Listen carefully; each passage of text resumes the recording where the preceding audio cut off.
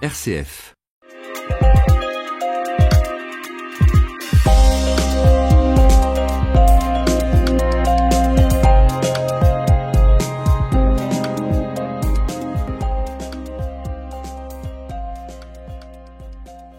Olivier Duhamel, le volume est quand même assez important. Comment est-ce que tout ça a été chauffé et est-ce que ça a été pensé dès l'origine? Est-ce qu'il y a un système de chauffage qui date de l'époque ou est-ce qu'on a rajouté des éléments par la suite? Alors pour l'instant, on est toujours dans la partie du beffroi, dans le fût, la partie basse du fût du beffroi qui est utilisée, qui dessert des services municipaux. Donc oui, on a effectivement un chauffage, mais qui va compléter toutes ces ornementations qui sont plutôt luxueuses et qui sont plutôt cossues, on va dire. Par contre, à partir du moment où on passera dans la partie haute du beffroi, là, on sera vraiment dans quelque chose de dépouillé où il n'y a pas de chauffage. Donc je vous avoue qu'en hiver, ça peut être un petit peu frisqué, mais ça fait partie de l'aventure du beffroi. Et puis l'ascension permet de se réchauffer. D'ailleurs, on va continuer à le faire, si vous voulez bien. Olivier Duhamel qui nous guidait dans ce beffroi de l'hôtel de ville. Peut-être un mot des ferronneries, ces rampes d'escalier qui sont assez jolies, assez stylisées, assez travaillées elles aussi. Oui, on va retrouver ici pas mal de volutes. On va retrouver du vocabulaire qui est typique de l'art déco, où on va souvent trouver des fleurs stylisées, des corbeilles de fleurs stylisées.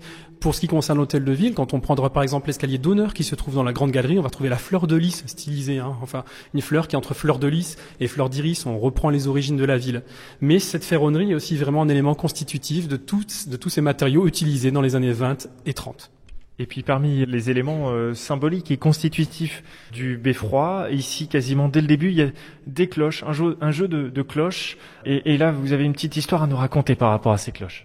Les cloches, c'est très intimement lié au beffroi dès l'origine, puisque le mot beffroi, en français, on a un peu perdu l'étymologie, le sens des mots, mais en néerlandais, ce sera Belfort, par exemple. Belle, comme en anglais, la cloche. Donc le beffroi, c'était la tour qui traditionnellement recevait les cloches, recevait le carillon. Dans ce beffroi, on a eu des cloches. Aujourd'hui, on ne les entend absolument plus. On a plutôt l'habitude d'entendre les cloches et le carillon du beffroi de la Chambre de commerce et d'industrie en centre-ville, avec ces deux mélodies qui rythment la vie du centre.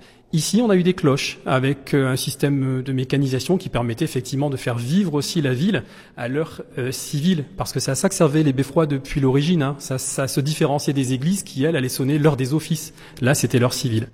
Par contre, petit pied de nez à l'architecture moderne de l'époque, ces cloches généraient trop de vibrations. Donc très rapidement, on les a stabilisées pour ne pas endommager la structure.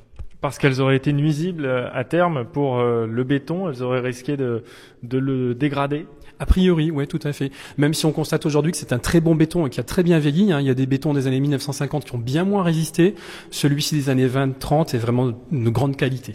Mais effectivement, malheureusement, les cloches auraient pu endommager cette structure, la manière dont elles sont positionnées. Et puis, il y avait un autre aspect gênant, c'était aussi le bruit trop important pour la population dans les environs immédiats du beffroi.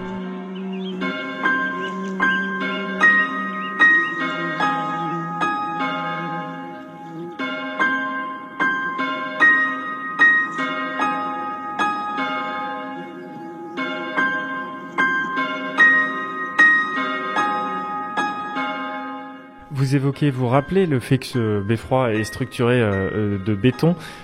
Qu'est-ce que ça demande aujourd'hui comme entretien? Vous avez dit que tout ça était d'une bonne qualité, résistait bien au temps, mais ça reste un monument qui se dresse au vent. Vous avez rappelé que c'était un des plus grands beffrois d'Europe. Alors comment on fait pour l'entretenir? Je pense que le béton en lui-même est très qualitatif et puis la ville de toute façon suit l'évolution du beffroi aussi régulièrement. C'est un lieu qui est monument historique depuis 2002, qui fait partie du patrimoine mondial de l'humanité depuis 2005. Donc il y a un regard aussi des autorités municipales sur l'évolution de ce beffroi. Mais comme vous le disiez, il est soumis au vent. C'est un lieu qui, mine de rien, est assez élastique en fait. Ça peut sembler un peu paradoxal parce que c'est 9000 tonnes quasiment que de béton, mais quand on se trouve tout là-haut, par exemple au niveau de la terrasse ou du belvédère, on va aller dans quelques minutes, par vraiment grande bourrasque et grand vent, on sent le beffroi qui oscille très très légèrement. Donc c'est un lieu qui a été très bien pensé pour ses fonctions et qui résiste très bien au passage du temps. C'est vrai que là, on est en 2021. D'ici à quelques années, on va fêter le centenaire du début de la construction et pourtant, il se porte comme un charme.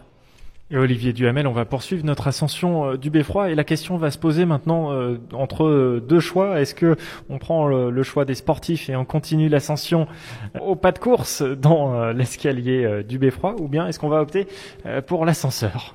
Je vous avoue qu'on a un collègue qui a travaillé ici pendant de nombreuses années, qui montait le beffroi en courant à partir de ce niveau-ci 2 fois par jour. Donc ça fait les cuisses, donc à vous de voir si vous voulez faire un petit peu de sport ou alors aller découvrir une machinerie récente mais qui permet de déplacer un ascenseur qui est là depuis les années 30, avec d'autres fonctions préalables.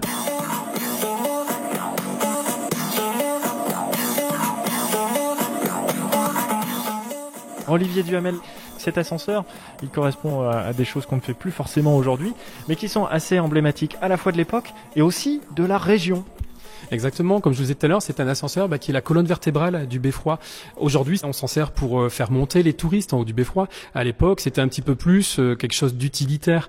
Dans l'apparence, ça ressemble un petit peu d'ailleurs aux cages qu'on va trouver dans les puits de mines, dans le bassin minier, du côté de la compagnie des mines de Lens par exemple. On a exactement la même structure, on appelait ça des cages, c'était pas la même rapidité à la descente non plus, mais grosso modo, visuellement, ça y ressemble. Et cet ascenseur, à l'origine, c'était un monte-charge, tout simplement, pour faire monter les matériaux, pour faire monter les hommes au fur et à mesure de la construction du beffroi. À partir de ce niveau-ci, tout s'est fait par l'intérieur. Et d'ailleurs, ça a permis de construire le beffroi, vous voyez, avec cette architecture en béton qui maintenant est très brute. À partir de ce niveau-ci, il n'y a plus de décoration, c'est du béton avec de l'enduit. Mais effectivement, on poussait ici la construction de 4,10 mètres par mois, ce qui était très rapide. Et puis, quelque chose qui n'est pas anodin, c'est qu'il n'y a pas eu de mort non plus pendant la construction de ce beffroi. L'intérieur de l'ascenseur en lui-même, c'est d'époque, donc des années 30. Oui, les huisseries tout à fait sont d'époque. C'est effectivement à l'inauguration du beffroi en 32. Par contre, la machinerie, je vous rassure, est révisée régulièrement. On a des moteurs tout neufs.